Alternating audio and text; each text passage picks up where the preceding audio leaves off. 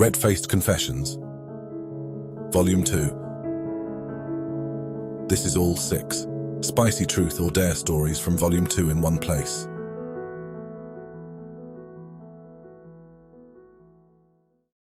This is my confession, the tale of a dare that led me to strut across a rooftop bar in front of my friends, trying to hide of my surprised pleasure dressed only in a pair of women's silken knickers.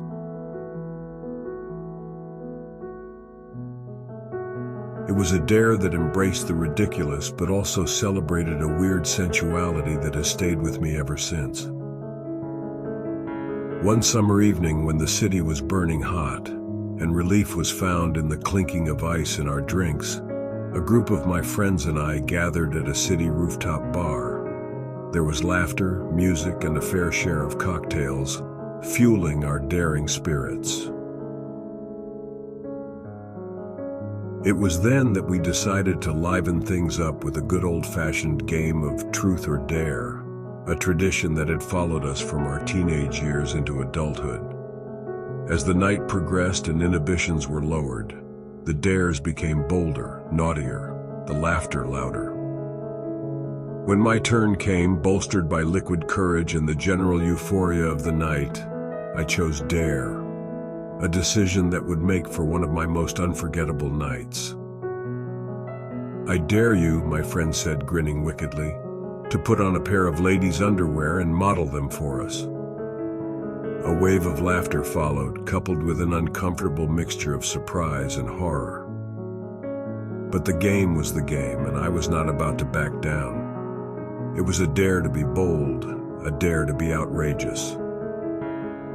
With my friend Sarah offering a pair of her silk lacy black knickers, and the crowd's laughter ringing in my ears, I retreated to the restroom to fulfill the dare. The sleek fabric was soft, strange, and admittedly erotic. As I looked in the mirror, I could hardly contain both my laughter and a strange excitement at the absurdity of it all. With a deep breath to steady myself, I stepped out onto the rooftop, trying hard to hide my signs of arousal, with my friends erupting into roars of laughter. I strutted around the rooftop bar, the cool city air hitting my legs in a way it hadn't before. The silk threads against my skin felt alien yet naughty and exhilarating. There were howls, whistles, and more than a few drinks raised in cheers. As I posed and twirled, something in me embraced the ridiculousness of it all. It was a break from the ordinary, a departure from my daily persona of a buttoned-up corporate lawyer. But amidst the laughter and the teasing, I saw it for what it was, a playful exploration of the unfamiliar, a hilarious dare that added a dash of color to my otherwise monotonous life, a dare that emboldened me to put on a show, to parade around in silken threads and laugh at myself. That moment, as embarrassing as it was, broke the ice like nothing else could have. The entire group was closer, more relaxed, the atmosphere charged with laughter and shared memories. And luckily, nobody apart from Sarah seems to notice that I was maybe enjoying the sensual feel of her knickers more than I should have been. But that's a story for another day. In the end, I wore those silk knickers like a badge of honor, a symbol of my willingness to step outside of my comfort zone, to entertain, to be the butt of the joke. My friends cheered and laughed, but most importantly, they respected me for playing along. And I discovered a side of me that I could never put back. That game of truth or dare gave me more than just an unforgettable night. It offered me a chance to shed my conventional self, to embrace the unexpected, and to weave an outrageous, albeit hilarious, memory into the fabric of my life.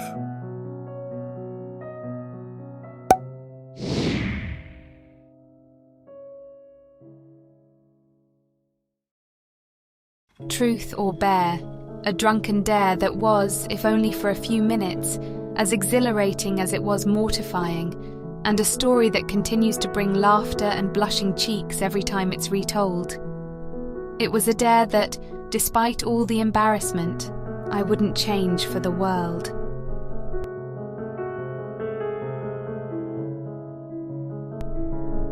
In the throes of my university years, I was known for being rather straight-laced.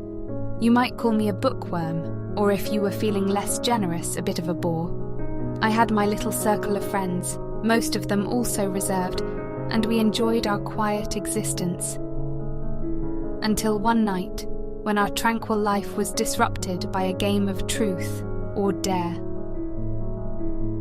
It was the end of term party at a mutual friend's flat, the kind of raucous event with free drinks and loud music, and the atmosphere charged with youthful energy.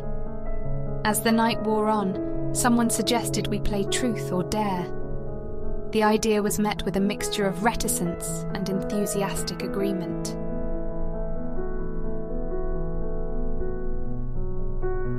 When it was my turn, I decided on a whim to choose dare.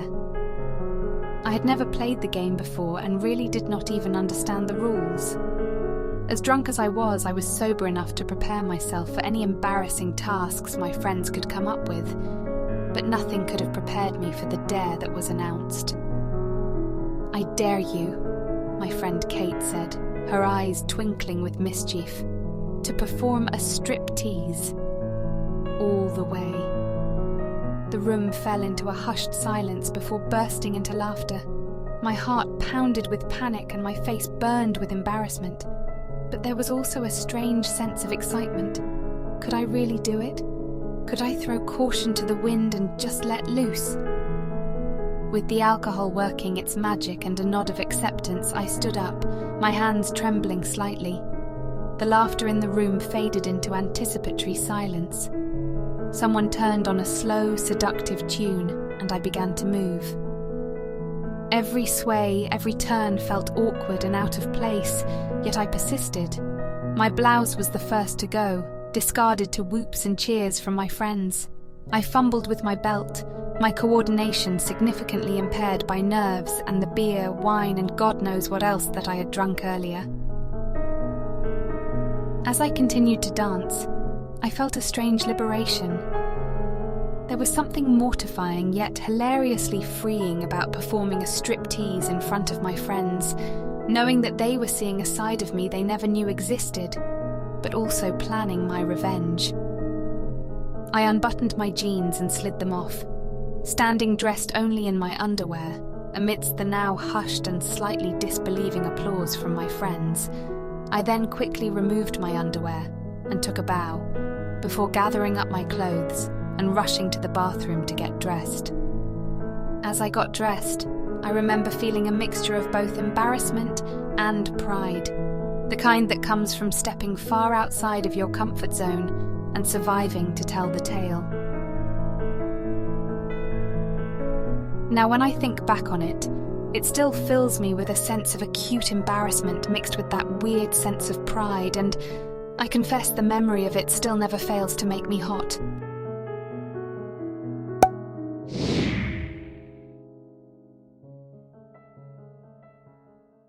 This is my confession, the story of a dare that led to a permanent reminder that I still have today, an emblem of a crazy, spontaneous night. It was a stupid dare that only young and or drunk people are foolish enough to accept.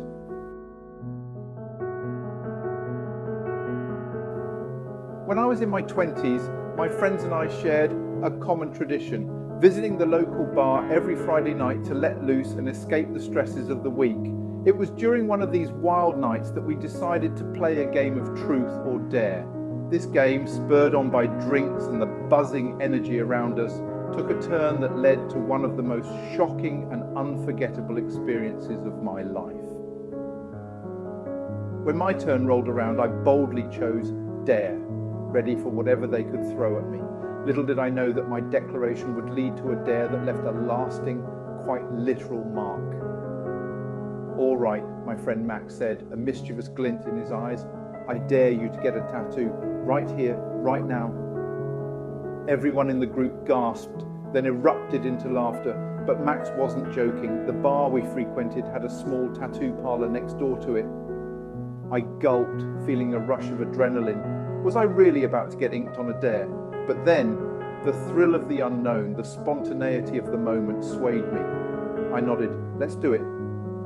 I think everyone, including myself, was shocked, and a couple of friends even tried to talk me out of it. Why don't you wait till you are sober? But I was determined, and we quickly made our way to the tattoo parlor. The buzz of the tattoo machine, the sterility of the room was daunting, but I swallowed my fear and planted myself firmly in the chair. I chose a small design, a little lightning bolt, to be placed on my ankle. It was both a symbol of my spontaneous decision and a nod to my favorite book series of my childhood, Harry Potter. The needle bit into my skin and I winced, gripping the edges of the seat, but there was something strangely satisfying about it, a sense of permanence, a mark of a moment so memorable. When it was done, I proudly showed off the tiny lightning bolt on my ankle, met with drunken cheers and claps from my friends. The dare had been completed, but it was more than just a dare. It was a permanent memento, a reminder of my reckless youth, of a time when I threw caution to the wind.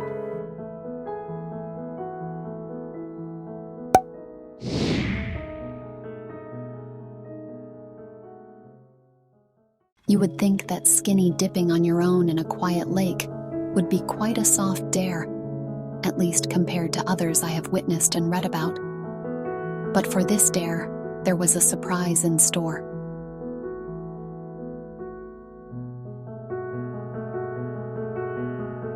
It was a night laced with the glimmer of the stars. The moon hung high, casting long, dark shadows in the secluded lake house where our little group of friends decided to retreat for the weekend. After a delightful evening filled with food, laughter, and perhaps too much wine, we decided to indulge in a round of truth or dare. When my turn came around, with an air of mischief and boldness from the evening's festivities, I chose dare. My friend Alex grinned devilishly, his eyes twinkling with anticipation. "I dare you," he said, his voice filled with a mischievous thrill, "to skinny dip in the lake." My head was spinning. The proposal daring, foolish, and scandalous, but not too far out of the realm of our adventurous spirit. The lake, glistening under the moonlight, beckoned.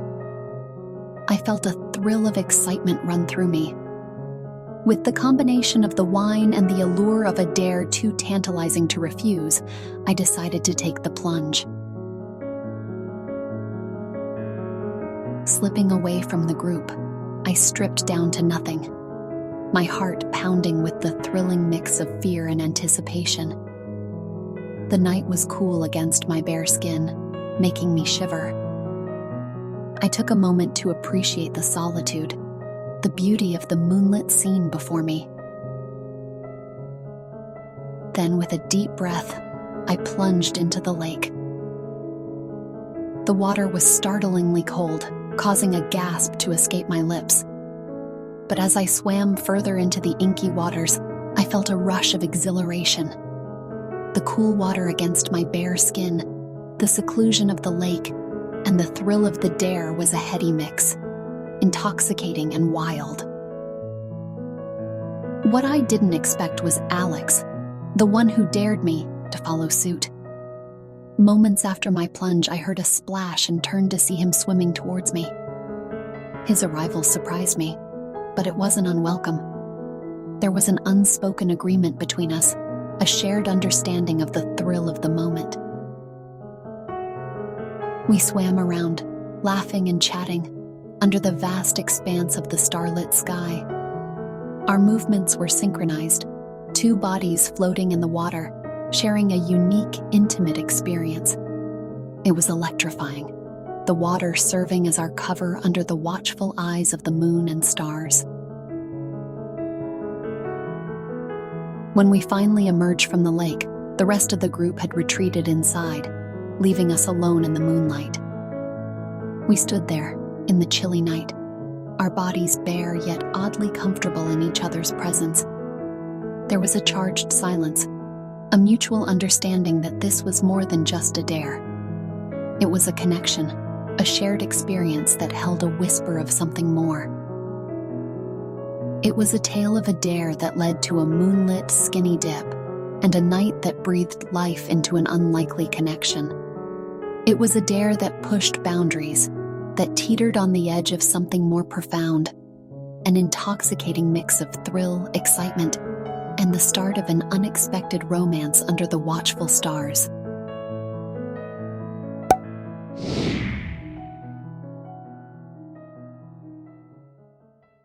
When I think back on it now, this was so stupid and so reckless. I could have been arrested, put on the sex offenders register. It really doesn't bear thinking about. Seriously, don't try this at home.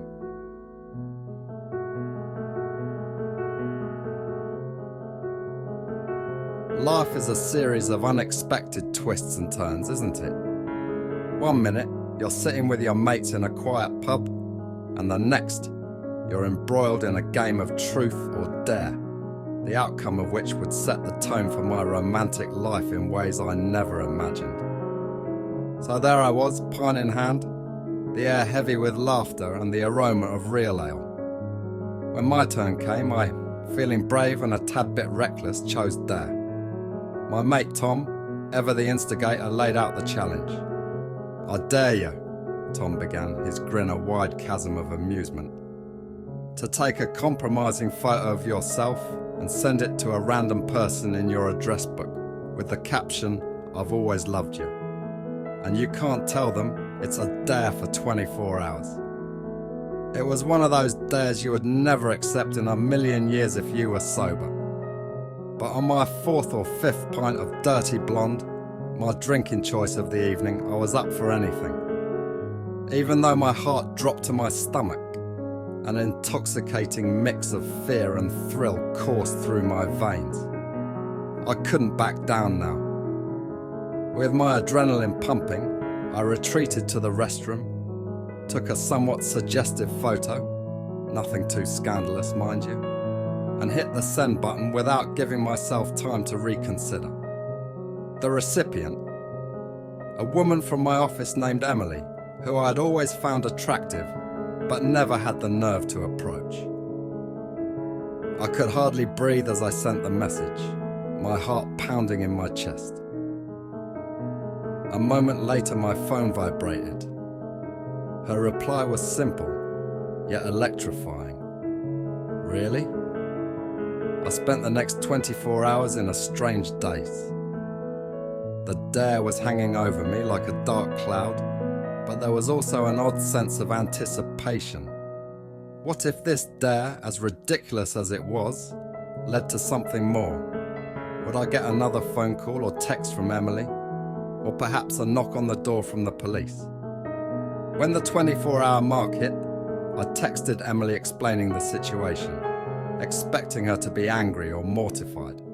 Instead, her response left me reeling. She texted back, "That's a relief.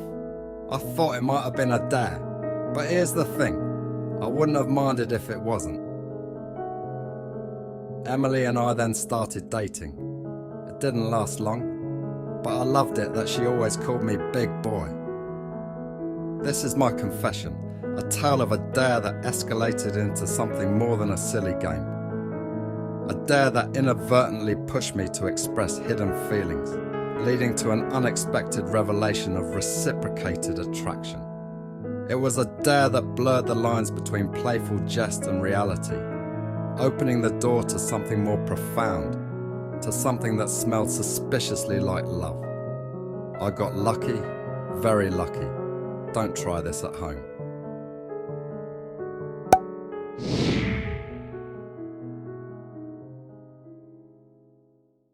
The only time you ever do shots is when you have too much to drink, to realize that shots are a bad idea. And the only time you ever play truth or dare is when you are too drunk to realize that truth or dare is equally a bad idea. Years later, I'm still reminded of this story that involved both shots and a game of truth or dare. Any and every time I am reunited with anybody from those college days. Do you remember that time I've always been a firm believer that everybody's story has a wild chapter, and this was mine. It was a frigid winter's night in my sophomore year at college. A group of us, braving the onslaught of midterms and project deadlines, decided we deserved an evening of unadulterated fun. That was how we ended up in the largest dormitory on campus, huddled around a Jenga tower in a room filled with laughter, intoxicating excitement, and enough beer and shots to fuel a small army. After a few rounds of general banter, someone suggested a game of truth or dare, always a crowd favorite. It wasn't long before the game escalated, each question and dare pushing the boundaries of our collective comfort. Then it was my turn. A little worse for wear and blinded by my own bravado, I picked dare. My friend Matt, never one to shy away from a challenge, presented me with a dare so outrageous it's forever etched into my college memories. "I dare you," he said, smirking like a Cheshire cat, "to strip down naked and run a lap of the entire dormitory." The room fell silent, then erupted in laughter. My mind buzzed, a combination of the alcohol and the adrenaline pumping through my veins. But I was never one to back down from a dare, and with a deep breath, I accepted. Shedding my inhibitions along with my clothes, I sprinted out of the room and into the chilling corridors. I could hear the hoots and hollers from my friends fading behind me as I tore through the dormitory. I darted down hallways, cut corners around study rooms, dodged bewildered students who had been peacefully studying, their expressions shifting from surprise to laughter as I blitzed past. My bare feet slapped against the cold tile floor, each step amplifying the absurdity of the situation. As I rounded the last corner, my heart pounded against my ribs, a mixture of adrenaline and embarrassment coursing through my veins. I dashed back into our room, greeted by uproarious applause and laughter. Panting and red-faced, I collapsed onto the floor, the cold tiles providing a sobering contrast to my flushed skin. And there she was, Lisa, a girl I'd admired from afar for quite some time. She was laughing, her eyes sparkling with amusement. She extended her hand, helping me to my feet. "That was quite a show," she managed between giggles. That night we talked, we laughed, we connected. Definitely a tale of a dare that blurred the lines between embarrassing and exciting, a dare that brought me closer to the girl who would later become a significant part of my life. A dare that, despite the blush-inducing memory, I wouldn't change for the world. It was the night of a dare, of dormitory debauchery, and a night that began a love story I could never have dared to imagine. Thank you for listening to 6 Spicy Truth or Dare Stories, Red-Faced Confessions, Volume 2. If you like these confessions and would like to hear more stories like these, please make sure you subscribe to the Romance Diaries on YouTube for many more stories of love, betrayal, cheating, and candid confessions.